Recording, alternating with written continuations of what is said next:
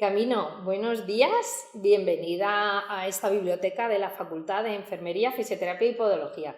Buenos días. Muchas gracias. Gracias a ti por venir y por sacar un rato, que sabemos que hay personas que te están esperando en la consulta, o sea que gracias por hacernos un hueco. Vamos a empezar por el principio, que es como a mí me gusta empezar. Tú eres músico, musicoterapeuta y psicóloga, Sí. ¿no? ¿Qué llegó antes a tu vida? ¿La música? ¿La psicología? Bueno, lo primero es siempre la música, siempre. Creo que empecé a estudiar música, no sé muy bien la edad, era muy pequeña y yo ya quería tocar el piano. O sea, en aquella época no nos dejaban tocar el piano de entrada, tenías que hacer estudios de solfeo y todas esas cosas, pero yo tenía como una afinidad muy fuerte con el piano, con la música. Y luego es verdad que yo estudié la carrera de música, de piano, que en aquel era el plan del 66, que era bastante dura. Bueno, aquí no sabemos decir datos con los que se pueda deducir la edad que tenemos. Entonces, si quieres, puedes, no digas datos de épocas para que la gente no eche cuentas. Bueno. Te lo digo como truco, quiero decir, esto aquí un poco entre nosotras. Bueno, vale, me da igual. Tú estudiaste piano, entonces... Estudié que en la piano, época en aquella era. Y entonces, bueno, yo me quería dedicar a la música y, bueno, mi padre me dijo que ni de broma, que evidentemente hiciera algo útil en la vida. Y con todo su amor. Sí, porque... por supuesto, con toda su buena intención. Y entonces, bueno, primero es verdad que antes de psicología hice educación, hice psicopedagogía, porque me gustaba mucho el mundo de la educación especial. Yo estaba en un cole donde todavía había educación especial y yo me pasaba siempre por el aula de educación especial y hacía música con los niños de manera natural. Entonces pensé... Pero hablas como niña. Sí. Todavía. Vale. Entonces pensé que a lo mejor haciendo educación pues podía unir la música con la educación y dedicarme a la música. Estudié educación y al segundo año ya estaba haciendo prácticas, porque quería ver si era lo mío. Estaba haciendo prácticas en un centro de autismo, bueno, que ahora se llama espectro autista, y me puse a hacer música con ellos ya. O sea, hacían todo tipo de música y luego estudiando ya en psicopedagogía hubo un profesor que llegó y se presentó como musicoterapeuta. Dije, eso... Pero existe, ¿no? O sea, tú eres lo que yo soy.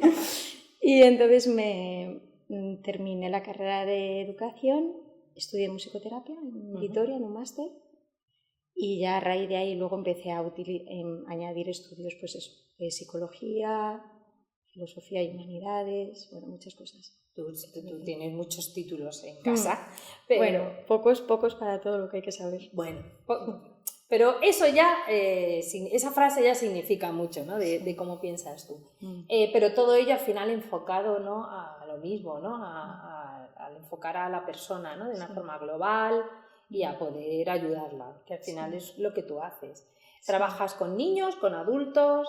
Cuéntanos. Trabajo con todo tipo de personas. Y es verdad que me he dedicado mucho tiempo a la educación, al ámbito de la educación, bueno, pues en la discapacidad o en capacidades diversas. Luego he estado muchos años en oncología. De allí nos conocemos. Con vos. En oncología pediátrica con niños, adolescentes y familias. Y lo que a mí me movía más es que yo, cuando tocaba el piano, o cuando yo estudiaba música, o cuando yo hacía música, o cuando escuchaba, o cuando participaba en la música, había algo que la música producía en mí que yo tenía que ser capaz de transmitírselo a las otras personas. Porque eso que a mí me había dado la capacidad de transformarme en los momentos de máxima adversidad o de máxima dificultad, que era tocando una partitura o haciendo algo, yo quería poder compartirlo con el resto de las personas. Entonces conocí a un niño cuando yo daba clases de piano para ganar dinero, porque también había que ganar dinero. Claro. Pues que había tenido un retinoblastoma y había perdido el ojo, y entonces me enteré que los niños tenían cáncer. Y la madre me contó cómo había sido la experiencia de estar en un hospital, la dureza y todo eso, y yo dije, pues hay que llevar la música a los hospitales, obvio. Y entonces fue cuando presenté el proyecto, que primero lo presenté en La Paz, Bueno, es más, yo presenté aquel proyecto aquí en la Complutense porque yo hice los estudios de doctorado de la Complutense. O sea, yo también he estudiado aquí. Pero eres chica Complu. Soy chica Complu. Y entonces ahí empecé todo mi trabajo de investigación de llevar la música a los hospitales, de a ver si a través de la música y de esos espacios de procesos creativos podíamos transformar la adversidad en una posibilidad, ¿no? Y ahora, desde hace 2 años, ya dejé la oncología pediátrica y estoy más dedicada a la consulta privada. Trabajo en niños y adultos, pero sobre todo mucho en trauma. En traumas. Perdona, porque para una enfermera trauma es traumatología, pero no estamos hablando de eso. No hay golpes de por medio, ¿no? No hay un tráfico que te ha roto el hueso. Bueno, hay golpes a alma. nivel emocional, afectivo y relacional, sí, que son a veces mucho más difíciles y muchos más complicados de sanar que el trauma físico producido por un accidente o por el trauma que tiene que ver con el afecto. Es mucho más complejo, es más complicado. Incluso de identificar, ¿no? Sí. Para empezar por ahí. Cuando uno habla de musicoterapia, lo primero que se viene a la mente, ¿no? A veces, sí, yo creo que lo primero que se viene a la mente es una persona que va a tocar un instrumento, la guitarra, quizás la guitarra porque es lo más fácil de echarte al hombro, ¿no? Que van al hospital, por hablar de ambiente hospitalario, van al hospital con una guitarra y están con los niños y cantan y demás. Cuéntame qué diferencia hay o en qué consiste qué diferencia puede haber entre trabajar la musicoterapia desde esa forma a cómo lo haces tú. Bueno, yo lo que más me importa a mí es todo el trabajo creador, o sea, la creatividad, ¿no? O sea, sí que puedes hacer música, hay muchas maneras de hacer música, incluso música receptiva, escuchas música con unos objetivos concretos y tal. Pero a mí lo que me gustaba era cómo transforma el proceso creador, la capacidad que tiene el proceso creativo y la implicación que tiene a través de la obra y a través de la composición o a través de la participación conjunta en una actividad musical, eso que cambia en la relación que se está produciendo en ese momento y que transforma a la persona.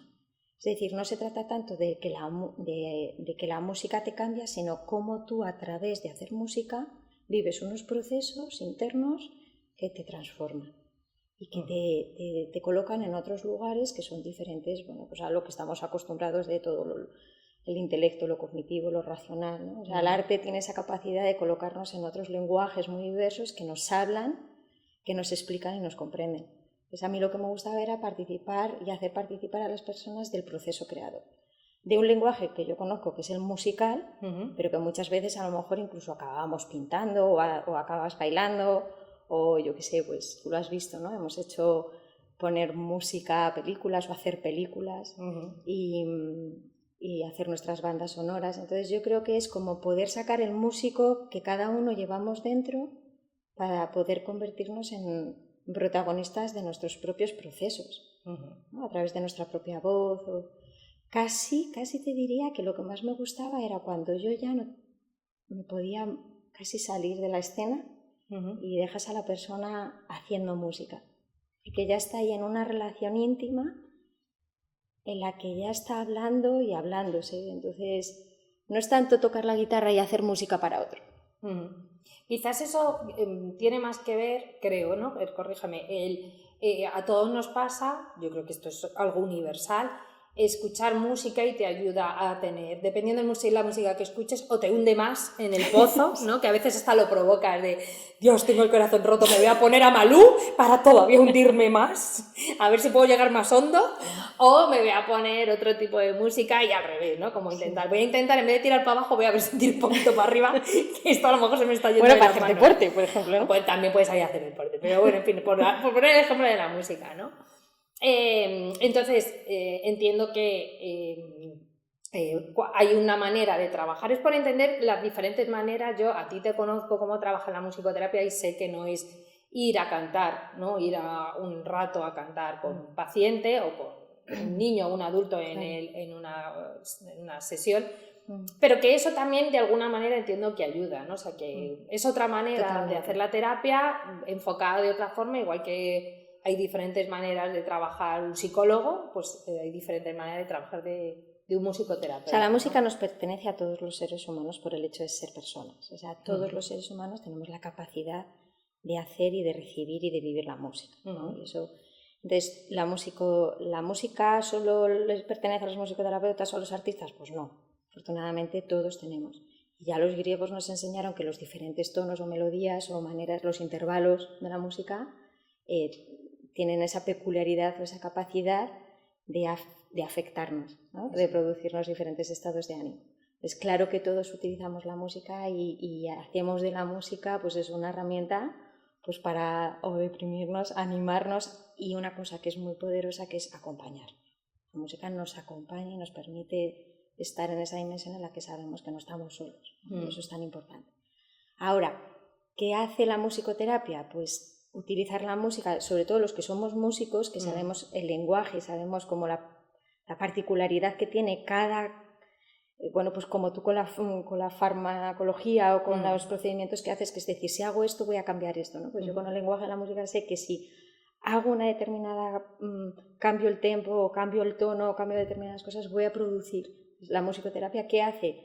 Que lo utilizas la música con unos objetivos concretos, de una forma, una metodología concreta para conseguir unos resultados. Y eso hace que lo conviertas en musicoterapia, porque quieres hacer unos procesos de cambio concretos. Claro. ¿No? Es así. Ahora, ¿todos utilizamos la música con fines terapéuticos? Yo diría que sí.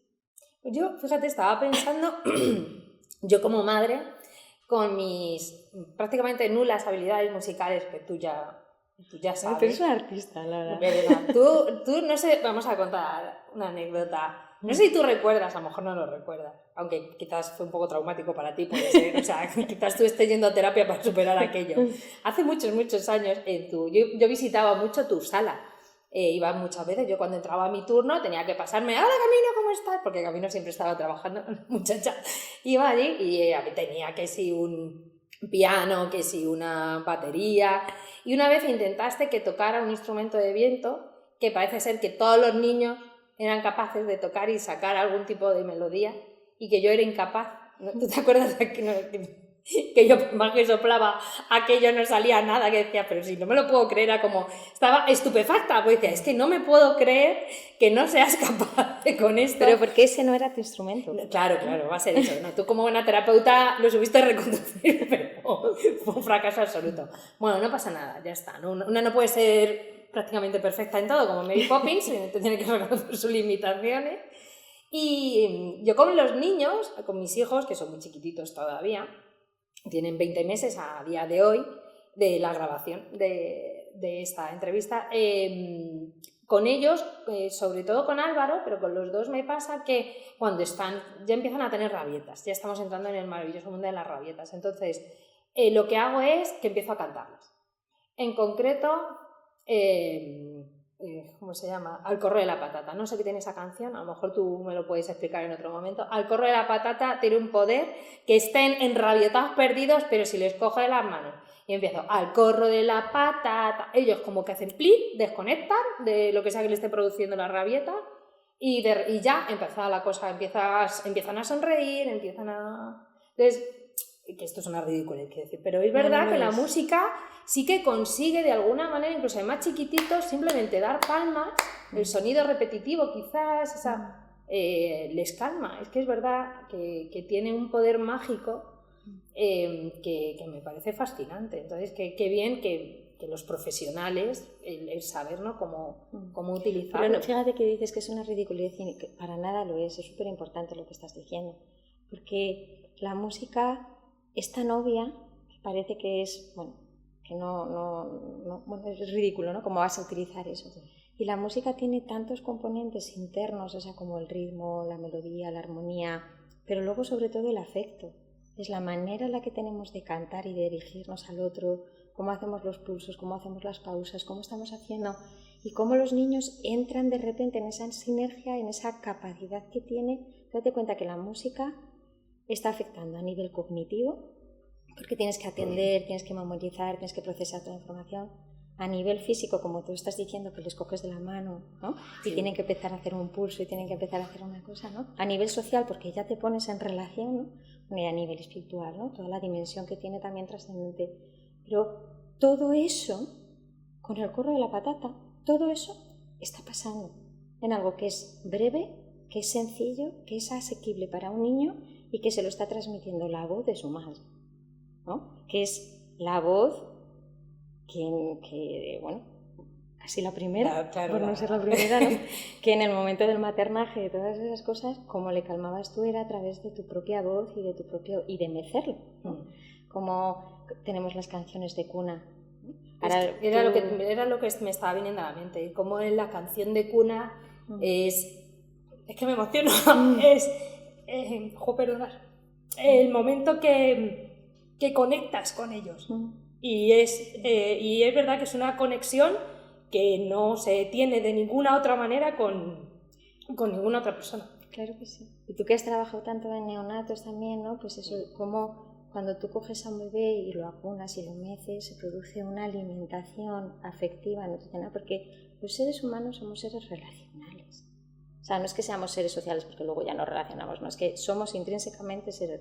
Pues en el momento que nacemos necesitamos afecto, y cuando llega una voz que tiene un afecto y que tiene esa dimensión, como hacías tú con tus bebés, me imagino, pues ya vinculas. Entonces pueden estar en la máxima rabieta posible, que como llegue la voz de su madre, que con ternura y paciencia y amor, como haces tú, Lara, que bueno, yo lo sé, les coges de las manos, ¿no? y les conectas. Pues la música es ese elemento que haces de esa atmósfera y de esa burbuja que recoge todo lo que tiene que suceder, que guía, conduce, acompaña, vincula y que hace que eso produzca, ¿no? Luego está la otra versión, que es cuando llega y se dice, ¡pero vamos a ver que no puede! Bueno, es que el grito siempre está afinado, acuérdate. Sí, bueno. El grito siempre está afinado. No, hay que contar las dos versiones, o sea, está todo, es que es muy bonito, además tú tienes tu voz ya de música que directamente te está acunando, solamente tu forma de hablar de hecho estaba volviendo a aquellas épocas de la planta, ¿no? Pero es que ya me estás llevando allí, pero luego está la otra, la voz de madre de, ¡que te he dicho que no puedes! Pero de verdad que es que el grito también está afinado, o sea, es que hasta cuando gritamos, hasta cuando tenemos que dar una voz firme, hay el baby talk, esto que se dice que a los niños, cómo nos dirigimos a ellos con el ¿no? Sí. Pues eso es un fenómeno musical, de cómo modulamos la voz para dirigirnos a ellos y cómo ellos musicalmente ya cantan con una melodía del discurso. Entonces, la música está absolutamente en todo. Lo más bonito que tiene la música en el ámbito hospitalario es que da permiso a la emoción. Totalmente. Vamos, de hecho acaba de pasar. Qué mejor ejemplo. Es como en lugares en los que todo parece que todo está, ¿no? Con esa controladísimo, con esa todo aséptico para que nada. Pues tú llegas y te pones a cantar y das permiso a que los afectos aparezcan, ¿no? Y a que nos devuelva esa dimensión humana, ¿no? La música humaniza. Totalmente. Lo que a veces nos encargamos de deshumanizar. De deshumanizar, por desgracia. Para que, no sé si podrías contar de forma un poco breve, ¿no? Iba a decir alguna técnica o alguna sesión que hayas tenido para que las personas que nos están escuchando como que se ubiquen, que vean algo práctico de toda esta teoría, ¿no? Que estás explicando muy bien, pero bueno, que digan, bueno, pues una manera de trabajar. ¿Qué nos podrías contar? O algo que recuerdas con especial cariño, por ejemplo. Eso sí, porque fíjate, todos mis intentos de tesis fracasaron porque fui incapaz de protocolizar nada. Claro, normal para un artista. Si es que con lo cual, cada vez que intentaba adaptar mi proceso a la tesis, pues fracasaba. No. Entonces, todos mis intentos fueron fallidos. Pero sí que tengo muchos momentos, muchos momentos, y tú los has vivido también conmigo grabados, pues esto que dices, ¿no? Como, por ejemplo, en una UCI, una niña rodeada de cables, rodeada de todo, ¿no? La madre incapaz de acercarse a ese cuerpo en el que casi era imposible reconocer a su hija, ¿no? Si tú coges esa canción que esa madre le cantaba a la niña y puedes coger su mano y puedes cantarle, vuelves a vincularte y vuelves a devolverle esa dimensión de persona, de su hija, su identidad, eso que decías tú también antes, ¿no? Le devuelve su identidad. Yo recuerdo un caso muy bonito de una niña que con un rioma de protuberancia, difuso de protuberancia, que es como se desarrolla un poco como un ELA, que va perdiendo todas las capacidades, y solo se podía comunicar ya con el movimiento de una pestaña, con un parpadeo durante mucho tiempo, y hablábamos a través de las bandas, hablábamos a través de películas y escuchábamos las bandas sonoras. Entonces, escuchar música con esa niña y hablar a través de la música, hablábamos, pues elegíamos, pues, por ejemplo, películas, ella me decía una película, yo trataba de entender para qué, buscábamos la palabra y ella se comunicaba, ¿no? Pues por ejemplo, la película de Avatar, ¿no? Pues ella decía comunicación, amor, ¿no? Ella había aprendido a comunicarse a través solo de la mirada, ¿no? Y era la película de Avatar, cómo nos comunicamos a través de los vínculos más primarios, ¿no? O Eduardo Manos Tijeras, ¿no? Que era la película que la persona que a través de un niño que lo que más belleza le producía y lo que más amor era lo que más daño hacía a los demás, que era su propia enfermedad era lo que más daño le había provocado, pero donde más amor había descubierto, ¿no? Como a través de todas las películas, y la última, que fue el viaje de Chihiro, que yo no la había visto, con la última música, ella me dijo yo no entendía, yo ver, no, yo, ¿no? Sí. Intentaba llorar, no, yo. Y ella me dijo que a través de esa canción, esa niña se murió, me pidió que esa canción la pusiera durante, bueno, pues los últimos momentos de su vida y luego, bueno, pues la compartí, era una música japonesa, una canción, Spirited Away en inglés, y esa canción habla justo de todo el camino que ella hizo a través de la enfermedad. Entonces dices, ¿ella sabía el significado de esa canción? Era en japonés, tenía 14 años, no conocía pero ella se identificó con esa canción por algo. Entonces la música tiene algo que forma parte de ese inconsciente colectivo y de esos arquetipos de los que todos participamos, que tiene esa capacidad de comunicar aquello que está ahí para ser dicho donde las palabras no llegan. Te puedo asegurar que si tú coges esa canción, la traduces y la escuchas, hablaba de ella. Yo no necesité traducirla, yo lo sabía. Bueno, pero porque tú eres musicoterapeuta. Pero bueno, en aquel momento mi jefa, que como los médicos son tan científicos, se puso ahí a traducirla y me dio la letra en español y efectivamente pues pasó, ¿no? Esos son momentos un poco de certeza. He elegido bien y estoy haciendo lo que quiero hacer, ¿no? Y que la ciencia no lo demuestre no quiere decir que no exista. Efectivamente.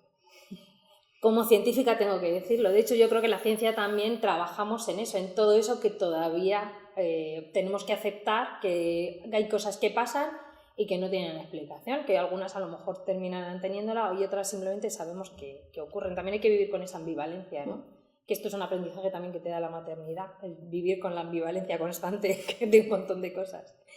Y camino, vamos a volver un poco a tu lado, no tanto al ejemplo, ¿no? De demás, tu vida profesional, tú ahora mismo estuviste trabajando un tiempo en hospitales, ahora mismo estás trabajando como terapeuta más en el ámbito privado.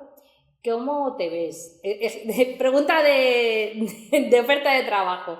¿Qué proyectos tienes a largo plazo? ¿Tú cómo te ves dentro de 10 años, por ejemplo? Ay, Lara. Pues ahora estoy tranquila. Algo fundamental. Sí, ahora estoy tranquila. Siempre desde pequeña quería hacer como el gran proyecto que era poder, a través de la música, trabajar en centros, pues eso, en donde hubiera danza, hubiera teatro, hubiera la fisioterapia, hubiera la logopedia, hubiera como todo ese centro integral de rehabilitación, todas esas cosas. Ahora soy, creo que un poco más humilde. Ahora me conformo con ser capaz de poder estar con una persona y realmente que esa persona pueda estar tranquila. Pues fíjate, a mí sin embargo me parece de lo más complejo, porque encontrar el equilibrio en este mundo tan caótico en el que nos movemos es tan difícil. Yo vivo con la constante intención de estar en equilibrio. A veces puntualmente lo consigo y disfruto mucho de ello, pero es tan fácil, ¿no? Perder ese equilibrio. O sea que... No, ahora de verdad que... Hombre, me gustaría trabajar... Ahora me encanta mi trabajo, me encantaría trabajar toda la vida, me sigo viendo... ojalá Dios me dé mucha salud y muchos años y pueda tener, bueno, pues mucha trayectoria y seguir acompañando a muchísimas personas, ojalá, porque me encanta mi trabajo, es muy vocacional. Pero bueno, me veo de momento ahora en esta etapa que estoy pues tranquila, acompañando a todas las personas que pueda, de la mejor manera posible, seguir formándome mucho, trabajándome mucho también, con mucho trabajo personal, y yo creo que desde ahí. Claro. Pero desde qué mejor sitio, ¿no? Yeah. Otra de tus grandes pasiones es la lectura, que eso yo lo sé, aparte de la música, y estamos en una biblioteca. Así es que, Camino, cuéntanos, ¿qué libro, siempre terminamos las entrevistas de esta manera, cuéntanos qué libro nos quieres recomendar? Bueno, pues eso es como cuando te dicen, ¿cuál es tu compositor favorito? ¿Cuál es tu canción favorita? O tu película favorita, ¿no? Pues es imposible, pero... Bueno, un poco hoy os he traído este libro porque que es musicofilia. Os he traído más que el libro, que os traigo a Oliver Sacks, ¿no? Porque Oliver Sacks ha sido un gran referente para mí como persona y como profesional, ¿no? Yo creo que los grandes sabios son esas personas que pueden integrar todo el conocimiento con su vivencia personal y nos dan esa sabiduría, ¿no? Entonces yo creo que Oliver Sacks desde siempre ha transmitido como esa sabiduría. Y él es neurólogo y es músico, es pianista. ¡Ay, vaya, qué casualidad! Que la neurología es como mi gran pasión también, ¿no? Y ¿conoces la película Despertares? ¿Te acuerdas de la película Despertares? Bueno, él es quien escribió la obra Despertares, que la llevó al cine con Robert De Niro. Él trabajó como encefalitis letárgica, ¿no? Sí. Entonces, él tiene toda una gran investigación sobre cómo la música ayuda en los procesos neurológicos, ¿no? Pero no solo eso, sino cómo la música ayuda a las personas. Él lo hace desde el cerebro y lo transmite a toda la dimensión integral de la persona, pero es también, pues trata las amusias, las dificultades que tienen, o sea, las sinestesias, cómo la música ayuda en enfermedades de Parkinson, en demencia. Y una cosa que a mí me encantó de este libro es por qué se te mete una música en la cabeza de repente. Ah, mira, es muy importante eso. Yo, por ejemplo, estaba haciendo un examen y se me metía la vaca lechera. Y yo decía, ¿por qué hace la vaca lechera ahora aquí en pleno de un examen, ¿no? Entonces, bueno, pues él da explicación a todas esas pequeñas cosas, ¿no? Y sobre todo dice que la música, el hombre no podría vivir sin música, ¿no? Eso es como... Así que es musicofilia. Yo lo hubiera llamado musicoterapia realmente. Bueno, pero le dejo a él, que es el autor, que ponga el título que quiera. Pero bueno, se llama Musicofilia, Relatos de Música y Cerebro, ¿no? Entonces, bueno, pues sobre todo Oliver Sacks. Vale, nos quedamos con él y en concreto con esta obra. Y queremos darte las gracias por venir, por dedicarnos este rato, por traernos la musicoterapia tal y como tú la entiendes, que creo que es una forma muy especial de trabajar con ella, y pedirte que sigas ayudando, porque has ayudado a muchas personas, a muchos niños, a muchas familias, y que sigas ayudando. Bueno, yo tengo que decir una cosa, y es que cuando trabajábamos juntas, Clara, tú me ayudabas muchísimo. Bueno, o sea, sí, porque además muchas de las cosas que hacía yo en mi trabajo como musicoterapeuta no las podía hacer sola, necesitaba un equipo que confiara en este proyecto, que es intangible, que como tú bien sabes no se pesa y se mide, y tú eres una persona que te implicaste totalmente hasta el punto, ¿te acuerdas cuando hicimos aquello de poner la música fuera del hospital, que venían Balú y Mowgli y todo eso? Sí, es que yo hice de Balú, yo fui durante un tiempo Balú. Pero fíjate, como un niño que estaba en una habitación aislado y todo eso, tú como enfermera a través de la música le llevaste el mundo a la habitación, ¿no? Entonces tú me ayudaste muchísimo, o sea que la música tampoco la puede hacer uno solo, ¿no? Necesitamos una orquesta. Y tú fuiste una gran ayuda también en aquel momento para mí. Así que gracias a ti por aquello, gracias a ti por traerme aquí y poder volver a hablar de esto que me apasiona, y sobre todo por contar conmigo. Bueno, en fin, gracias a que haya personas como tú que encuentren, yo creo que al final las maneras de entender el trabajo, las maneras de entender el cómo cuidar a las personas, hace que haya más afinidad, ¿no? entre nosotros. Yo es verdad que entiendo también la forma de cuidar de una manera quizás, bueno, diferente. Vi que tú tenías una manera muy especial de trabajar y de ayudar, y te intenté ayudar en lo que pude, tanto yo como tantas otras personas allí en la unidad, éramos muchos los que trabajábamos, pero bueno, y como estoy un poquito, me falta un tornillo a mí, me ponen un capote y yo me lanzo a ellos, entonces claro, me dijeron, ¿tú quieres hacer de Balú? Y dije, por favor, o sea, es la ilusión de mi vida. Pero bueno, gracias por tantas cosas, por enseñarme tantas cosas y por ser capaz de traer la emoción incluso en una entrevista, porque creo que es la entrevista a la que más me estoy emocionando. Gracias por estar aquí y sigue siendo como eres, Camila. Gracias, Lara.